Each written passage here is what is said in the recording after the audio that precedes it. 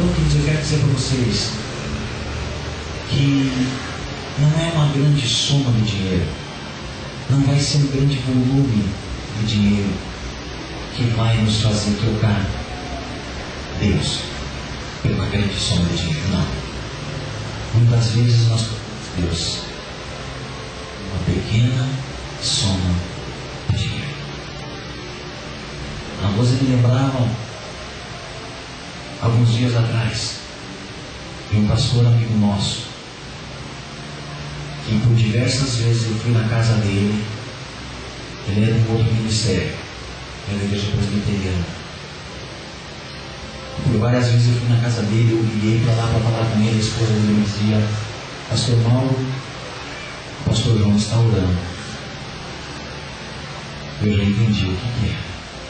Ela não batia na porta dele para chamá-lo, por nada de Senhor. Ela sabia que era o instante de oração dele, o instante de falar com Deus. Nada era maior. Nada. E quantas vezes, amados, nós trocamos Deus, trocamos aquela comunhão com o Pai por coisas tão pequenas. Não é assim? É o nosso dia, amados. São coisas tão sorrateiras. A palavra do Senhor fala sobre os animaizinhos que comem a videira, as raposinhas que comem a videira. Você consegue imaginar raposinhas comendo a videira? Elas vão comendo um pouquinho por vez, mas quando você vê que a videira não tem mais vida. É como você tem uma plantação de alface, você tem uma plantação de alface bonita, ou de couve-flor, uma hortaliça, e você larga lá uma lesma, uma só, não precisa mais, uma só. De noite ela vem ali, vai comendo. Quando você vê, você já não tem mais plantação. É assim que o mundo faz. Ele vem semeando coisas bem pequenas, porque ele sabe que as coisas grandes nós vamos perceber.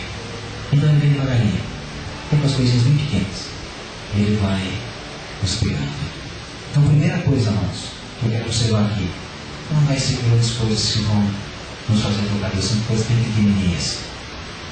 Eu lembro um testemunho bem rapidinho de um pastor que ele entrou num ônibus, e quando ele entrou naquele ônibus, o próprio motorista era o trocador, e ele pagou a passagem dele, o motorista deu 5 centavos para ele a mais. Ele não viu na hora, ele pegou aquele troco, foi e sentou no banco dele.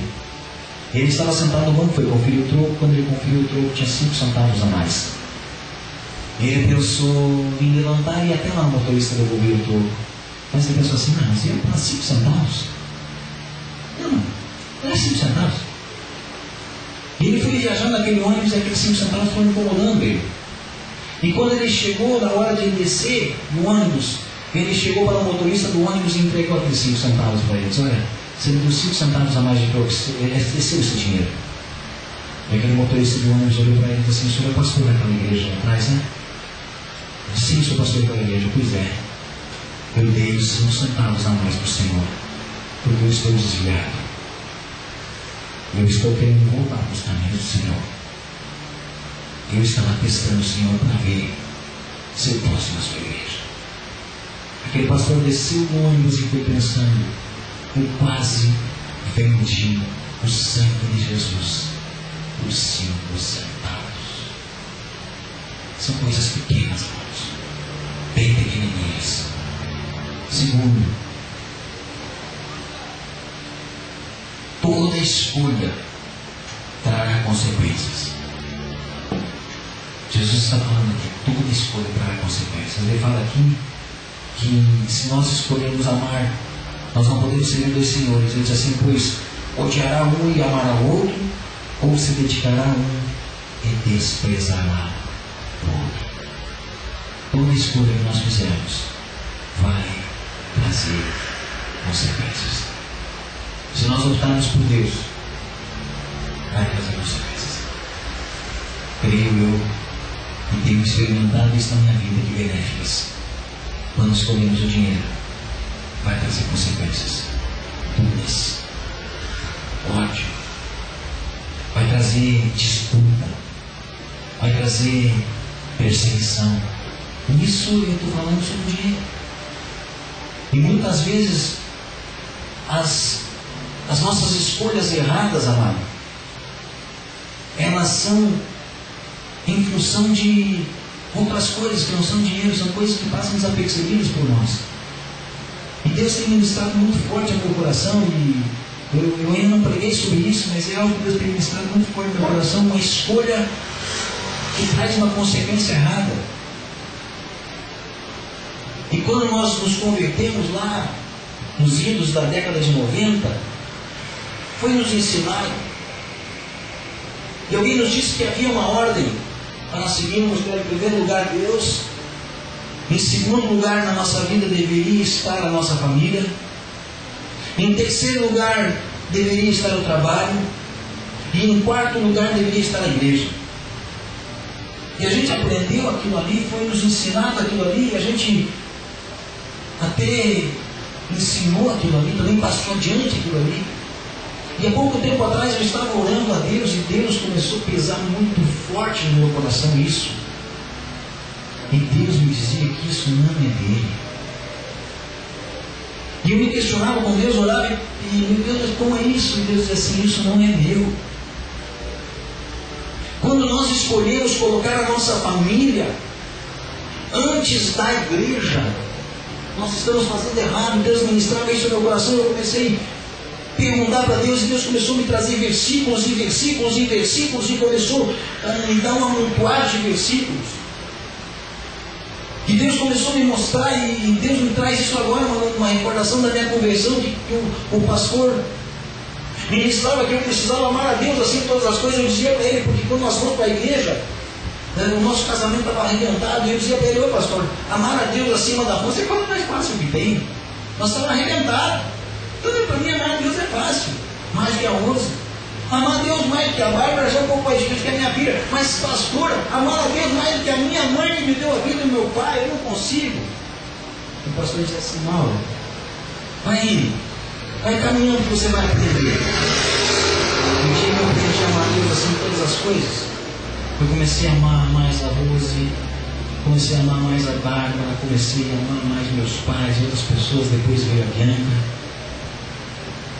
E Deus ministrava comigo o seguinte, amados, que se nós tirarmos o contexto de igreja e colocarmos a nossa família em primeiro, depois de Deus, nós vamos estar quebrando uma relação, porque Jesus vai vir buscar quem?